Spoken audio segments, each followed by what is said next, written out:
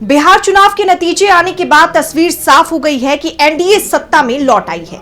हालांकि बयार महागठबंधन के पक्ष में चल रही थी, लेकिन फिर भी जीत एनडीए को मिली। उम्मीद से बिल्कुल उलट नतीजों पर विपक्ष की प्रतिक्रियाएं सामने आ रही हैं। विपक्ष इसे सरासर चुनाव आयोग और बीजेपी की मिली भगत करार दे रहा है। वहीं अब इन नतीजों पर कांग्रेस सांसद राहुल गांधी की प्रतिक्रिया भी सामने आई है। उन्होंने जनता का धन्यवाद करते हुए बड़ी बात कह दी है। तो क्या बोले हैं राहुल गांधी, जानेंगे इस रिपोर्ट में। बिहार चुनाव के नतीजे सामने आ चुके हैं। नतीजे एनडीए के पक्ष में आए, हालांकि उम्मीद महागठबंधन के पक्ष में आने की थी। नतीजे के सामने आते ही विपक्ष ने इसे मुख्य चुनाव आयुक्त ज्ञानेश कुमार का कमाल बताया।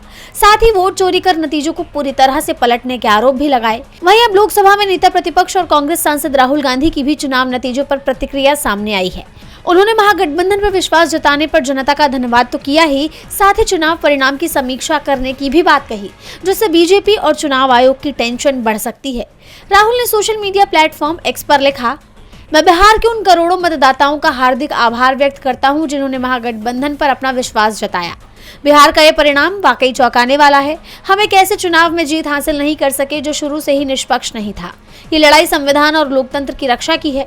कांग्रेस पार्टी और इंडिया गठबंधन इस परिणाम की गहराई से समीक्षा करेंगे और लोकतंत्र को बचाने के लिए अपने प्रयासों को और अधिक और प्रभावी बनाएंगे। उनके इस पोस्ट से साफ है कि बेशक चुनाव के नतीजे एनडीए के पक्ष में आए हों, लेकिन कांग्रेस समेत पूरा महागठबंधन इतनी जल्दी हार नहीं मानने वाला, बल्कि अब दुगने जोश के साथ चुनावी नतीजों की समीक्षा की जाएगी। यानी विपक्ष इसकी पूरी पड़ताल में लगने वाला है कि महागठबंधन की सरकार बनते बनते एनडीए को सत्ता कैसे मिली। वहीं यह भी कहा जा रहा है कि अगर समीक्षा के दौरान विपक्ष के हाथ वोट चोरी के कोई सबूत लग गए तो बीजेपी और चुनाव आयोग के लिए बड़ी मुसीबत खड़ी हो जाएगी। साथ ही विपक्ष सड़कों पर भी उतर सकता है या कोई बड़ा फैसला लेकर भी चुनाव आयोग और बीजेपी की मुश्किलें बढ़ा सकता है। डीबी लाइव की रिपोर्ट।